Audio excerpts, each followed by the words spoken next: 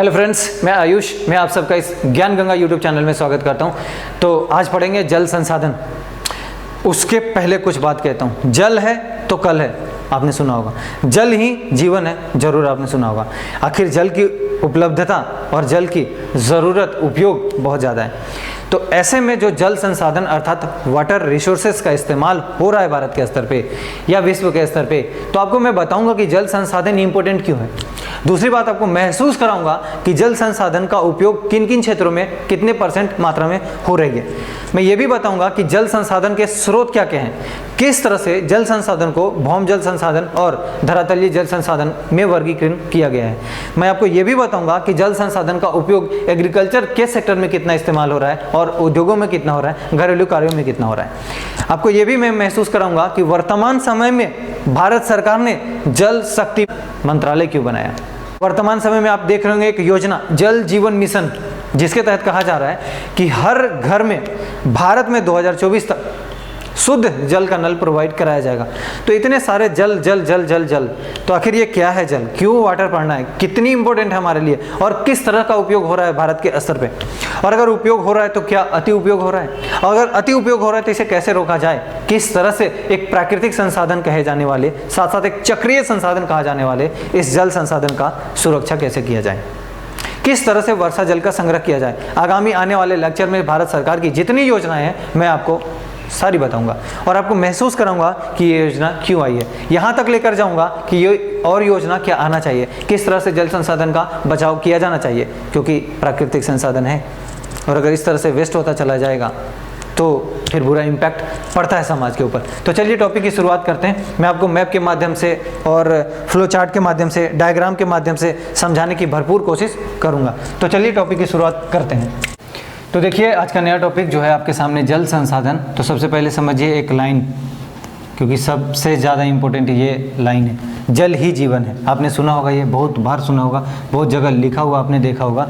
तो आपको महसूस करूँगा कि जल ही जीवन क्यों है। तो सबसे पहले आप जल संसाधन को बताने से पहले एक बात समझाना चाहूँगा कि प्राकृतिक संसाधन आप सुने होंगे।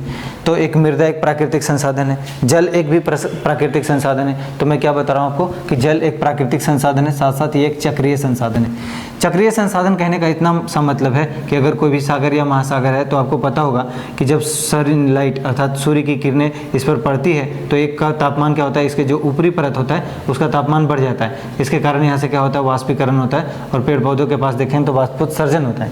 ये सीधा सीधा क्या करता है, बादल का निर्माण करता है, संघनन होता है, वापस देखते हैं झमझम झमझम बारिश होती है, रिमझिम रिमझिम। तो ये क्या होता है, एक तरह से एक चक्र बनाता है। समझ पा रहे होंगे शायद अब। तो इसलिए क्या बोला हूँ मैं, चक्रीय संसाधन है। अगली बात देखिए, पृथ्वी का 71% भाग मतलब 71% भाग में जल है। तो मैं आपको समझाने की कोशिश करता हूँ कि 71% भाग जो पृथ्वी का है वो जलीय भाग है, बाकी 29% भाग लगभग क्या होगा, स्थलीय भाग होगा। अब ये जो 71% भाग है इसमें से 3% भाग कैसा होगा, अभी आपको समझाऊंगा। अब देखिए ये 71% भाग में कह रहा हूँ कि जल है, तो जल में लवणीय जल भी होगा और अलवणीय जल भी होगा। अलवणीय जल को आप मीठा जल कह सकते हो, क्लियर है। अगर आप अलवणीय जल को मीठा जल कह रहे हो तो आपको समझ में आना चाहिए कि मीठे जल की उपलब्धता पृथ्वी पर कितनी है, मात्र 3%। और ये भी मैं क्या कह रहा हूँ, लगभग 3%, एग्जैक्ट 3% नहीं है, ठीक है। तो ये दिमाग में आप जरूर रखिएगा। नेक्स्ट देखिए, जल संसाधन में भी स्थानिक विभिन्नता होती है। आप कभी भी विश्व के स्तर पे देखेंगे तो हर जगह जल संसाधन एक समान वितरण नहीं है, क्योंकि आपको मैं एक बात बताता आ रहा हूँ पहले से भी कि अगर ये विश्व है मेरे दोस्त, तो यहाँ पे देखेंगे नॉर्थ अमेरिका, ठीक है। नॉर्थ अमेरिका के बाद आप इस तरह से देखते होंगे यहाँ पे साउथ अमेरिका, साउथ अमेरिका के बाद यहाँ पे देखे होंगे आप अफ्रीका, थोड़ा ज़्यादा इधर हो गया। वैसे यहाँ यूरोप और आगे जाइएगा तो ऑस्ट्रेलिया मिलेगा। लेकिन अगर आप देखेंगे तो इस क्षेत्र में आपको मिलेगा प्रशांत महासागर, हाँ। और यहाँ पे जब ये अफ्रीका के इस साइड जाएंगे इधर, तो यहाँ को मिलेगा इंडियन ओशियन, अटलांटिक ओशियन। तो यहाँ पे देखिए प्रशांत महासागर हो गया, अटलांटिक महासागर हो गया, इसके नीचे आएगा इंडियन ओशियन हो गया, उसके बाद साउदर्न ओशियन इधर हो जाएगा, आर्कटिक ओशियन इधर हो जाएगा। तो आपको याद क्या रखना है, बेसिकली PAISA, प्रशांत महासागर, अटलांटिक महासागर, हिंद महासागर, साउदर्न ओशियन और अगला आर्कटिक ओशियन। तो इस तरह से 5 महासागर है और ये अलग अलग विश्व में सिचुएटेड है। तो इसीलिए मैं कह रहा हूँ कि क्या है, स्थानिक विभिन्नता है। क्या आप समझ पाए। अगली बात देखिए, 71% जल क्षेत्र जो अभी आपको बता रहा था, ये 71% की बात कर रहा हूँ। तो ये जो 71% जल क्षेत्र है मेरे दोस्त, उसमें समुद्र भी आएंगे, महासागर या सागर भी आएंगे, नदी भी आएंगे, कुछ झील, तालाब, कुआं, सारे। तो बेसिकली आप क्या बोलोगे इसको आप बोलोगे ये सारे के सारे जलीय स्रोत हैं। लेकिन ये जलीय स्रोत बाद में 3 टाइप में बढ़ जाएगा, समझ पा रहे हैं। पहला हो जाएगा आपके सामने, देखिए पहला हो जाएगा धरातलीय जल संसाधन, दूसरा कह सकते हो आप भौम जल संसाधन, और तीसरा कह सकते हो आप स्रोत के रूप में लैगून जल संसाधन। इस तरह से डिवाइड कर दूंगा, ठीक। अगली बात और समझिए, यहाँ पे विवाद भी होता है जल को लेकर। क्यों विवाद होता है? तो देखिए राज्यों के स्तर पे विवाद होता है और देशों के स्तर पे होता है। कई बार आप सुनते होंगे कि 2 राज्यों के बीच में, जैसे कावेरी नदी का जल विवाद है, दिल्ली और हरियाणा के बीच में यमुना नदी जल विवाद है। तो ऐसे होता रहता है थोड़ा बहुत, ठीक है। तो राज्यों के स्तर पर भी जल का विवाद चल रहा है और देशों के स्तर पर भी। जैसे सिंधु नदी को लेकर देखेंगे, पाकिस्तान और इंडिया के बीच में है, ठीक है। इंडस बोल सकते हो आप, इंडस रिवर, ठीक। इसके बारे में बताऊंगा कि 1960 में इन दोनों के बीच समझौता वर्ल्ड बैंक ने कराया था, ये सारी चीज़ें, लेकिन यहाँ का पार्ट नहीं है। नेक्स्ट देखिए, यहाँ पे अभाव है किसका? जल संसाधन का, इसीलिए थोड़ा शॉकिंग नज़र आ रहा है। अभाव किस बात का है? जब मैं आपको कह रहा हूँ कि 71% भाग में जल है, तो अभाव क्यों है? क्योंकि मीठे जल का संसाधन अगर देखेंगे, मीठे जल का स्रोत वो कम है और लगभग 3% में सिमट जाता है। और दूसरी बात देखिएगा कि मांग बहुत ज़्यादा है जल का, बहुत ज़्यादा, और अति उपयोग होता है। आप अपने घरों में या फिर अपने पड़ोस में या फिर अपने मोहल्ले में जरा झांक के देखिएगा और थोड़ा गौर फरमाइएगा तो आपको नज़र आएगा, या खुद आप शायद, हर इंसान आज के टाइम में जल की बहुत बर्बादी करते हैं, हर इंसान।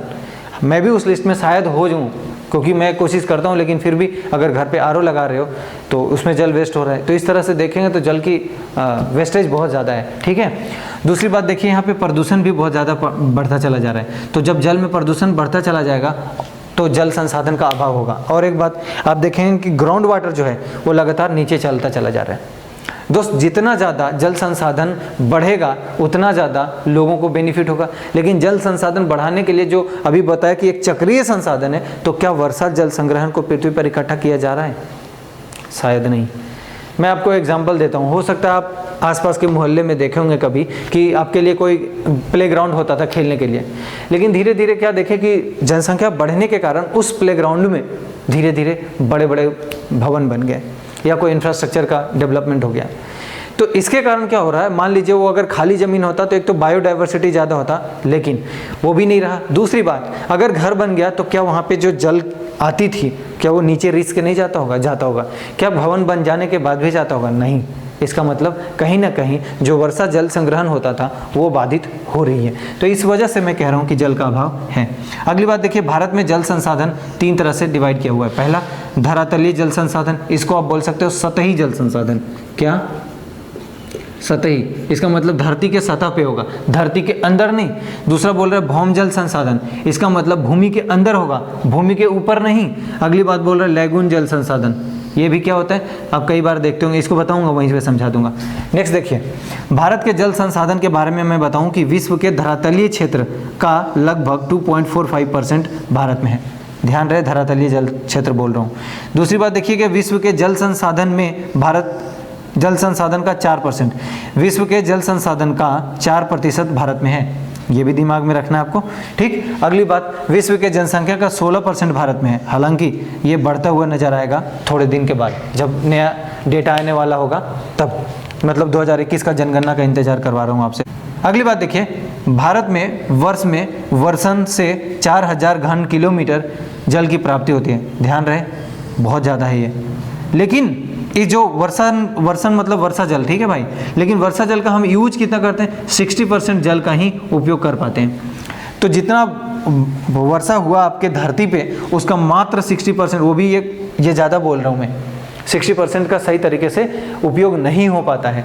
बेसिकली देखेंगे तो वो नदी जल के थ्रू होते होते धीरे धीरे वो महासागरों में शामिल हो जाता है। अगर आप ऐसे में अगर मान लीजिए कि आपके पास कोई मॉडल बढ़िया सा हो और अगर आप जल संग्रहण करते हैं, वर्षा जल संग्रहण, तो सबसे बड़ी बेनिफिट है आपका जो ग्राउंड लेवल लगातार नीचे चलता चला जा रहा है वो धीरे धीरे अप आएगा, ऊपर आएगा।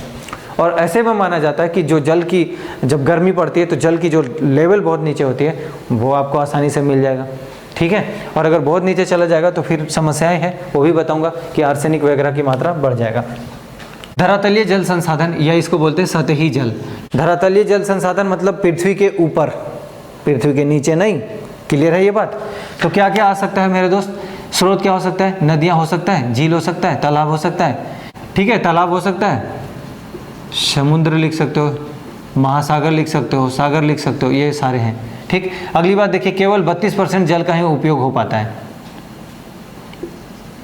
ठीक है, यूज हो पाता है। अगली बात, भारत में वर्षा से अत्यधिक स्थानिक विभिन्नता है। इसका क्या मतलब हुआ? कई जगह भारत में देखेंगे वर्षा ठीक ठाक मात्रा में होता है, कई जगह देखेंगे नहीं होता है। जैसे मैं आपको ये मैप में समझाने की कोशिश करूं, ये राजस्थान का क्षेत्र देख रहे हैं, यहाँ पे वर्षा की मात्रा बहुत कम है। लेकिन अगर आप यहाँ मेघालय का देखेंगे, मासिन राम चेरापूंजी में, तो बहुत ज़्यादा वर्षा होती है। ठीक है, इस तरह से देखेंगे कि तटीय क्षेत्रों में ठीक ठाक बारिश होती है, लेकिन जो ये मैदानी क्षेत्र है भारत का, वहाँ पे वर्षा की मात्रा ज़्यादा है। यहाँ अगर चले जाएंगे तो इन क्षेत्रों में वर्षा का मात्रा कम मिलेगा। ठीक है, तो तटीय क्षेत्रों में अगर देखेंगे तो जो पूर्वी क्षेत्र है वहाँ पे भी तटीय क्षेत्रों में ज़्यादा है, इसमें ज़्यादा है, लेकिन बीच का क्षेत्र में इधर का देखेंगे तो वहाँ भी कम है। ठीक, तो इस तरह से मैं कह रहा हूँ कि भारत में वर्षा में अत्यधिक स्थानिक विभिन्नता है। दूसरी बात, भारत की जो वर्षा होता है वो मानसून आधारित होता है। आपको पता होगा, बहुत बार बोला हूँ कि साउथ वेस्ट मानसून से वर्षा होती है। ये सारी चीज़ें आपको पढ़ने को मिलेगा, लेकिन क्लास 11th NCERT में। अगली बात देखिए, बड़े जल संग्रहण क्षेत्र भारत में जो है वो है गंगा नदी का क्षेत्र, दूसरा सिंधु नदी, तीसरा ब्रह्मपुत्र नदी। ठीक है, और ये बोला जाता है कि देश के क्षेत्रफल का 1/3 भाग पर स्थित है। 1/3 मतलब लगभग 33% की बात हो रही है। तो अब देखिए, सबसे पहले आपको मैं बता दूँ कौन कौन सा क्षेत्र है मैप के थ्रू। इसको आप बोलेंगे सिंधु वाला क्षेत्र, इंडस ये बोलेंगे, जो आप सांगपो बोलते हैं तिब्बत में, लेकिन फिलहाल हमें तिब्बत उससे मतलब नहीं है, हमें ब्रह्मपुत्र बोलना है यहाँ, ब्रह्मपुत्र नदी घाटी। और ये आ जाएगा आपका गंगा। लेकिन अगर दक्षिणी भारत की तरफ देखें तो गोदावरी, कृष्णा और कावेरी, ये इसका जो जल प्रवाह होता है उसका अधिकतर भाग कार्यों में लगाया जाता है, यूज कर लिया जाता है। तो यहाँ पे अगर आप इसको देखेंगे तो मैं इसको बोलता हूँ गोदावरी, ये हो जाएगा आपका कृष्णा और ये हो जाएगा आपका कावेरी। ठीक है, नेक्स्ट चीज देखिए, अगली बात और देखिए, यहाँ पे कुछ और अगर नदी का मैं बात करूँ जिसका इस्तेमाल होता है, तो यहाँ पे देखिए माही है, ये नर्मदा, तापी, इस क्षेत्र से देखेंगे तो इनमें यहाँ का जो सिंचित क्षेत्र को, मतलब यहाँ का जो क्षेत्र होता है उसे सिंचित करता है। अब बोल रहा है कि जो भारत में धरातलीय जल संसाधन है उसका यूज कैसे होता है। तो देखिए 89% यूज कहाँ हो रहा है? एग्रीकल्चर एक्टिविटीज़ में। 2% मात्र कहाँ यूज हो रहा है? औद्योगिक कार्यों में। और 9% कहाँ यूज हो रहा है? घरेलू कार्यों में। समझ पाए? नेक्स्ट देखिए, भौम जल संसाधन, या इसको बोल सकते हो भूमिगत जल संसाधन। तो भूमि के अंदर उपलब्ध जल संसाधन को भौम जल संसाधन बोलेंगे आप। भारत के कुछ भागों में भौम जल का उपयोग बहुत ज़्यादा होता है। ठीक है, जैसे देखिए उत्तर पश्चिमी क्षेत्र। ठीक है, तो उत्तर पश्चिमी क्षेत्र कौन सा आएगा? मैं बताता हूँ, दक्षिण भारत के क्षेत्र में होगा। साथ साथ अगर उत्तर पश्चिम बोल रहा है तो देखिए उत्तर और पश्चिम, यहाँ पे बेसिकली पंजाब, हरियाणा और राजस्थान की तरफ इशारा कर रहा है। अगली बात, दक्षिणी क्षेत्र में देखेंगे तो बेसिकली तमिलनाडु बहुत ज़्यादा इस्तेमाल करता है। मैं आपको बताऊंगा अभी। भौम जल का उपयोग करने वाले कुछ राज्यों का अगर नाम देखें तो जो भौम जल का अधिकतम यूज करने वाले राज्य हैं वो है पंजाब, हरियाणा, राजस्थान और तमिलनाडु। ठीक है, तो ध्यान रहे ये बात, तमिलनाडु सबसे ज़्यादा यूज करता है दक्षिण भारत में। लेकिन अगर उत्तरी भारत में बात करें तो आप इनका नाम कह सकते हो। ठीक, अब राजस्थान तो वैसे भी आपको पता होगा। पंजाब, हरियाणा क्यों है? क्योंकि रबी फसल का कृषि बहुत ज़्यादा होता है, और रबी फसल वर्षा पर आधारित नहीं बल्कि भौम जल पर आधारित होता है, ये बता चुका हूँ आपको।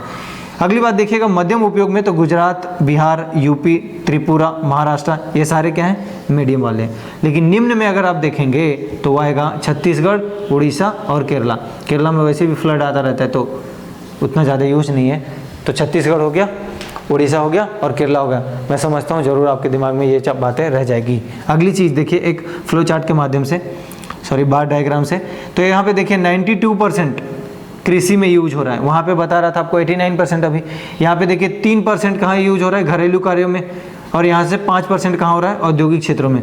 इसका मतलब औद्योगिक क्षेत्रों में ज़्यादा इस्तेमाल कौन से जल का हो रहा है? भौम जल का हो रहा है। ये सवाल इस तरह से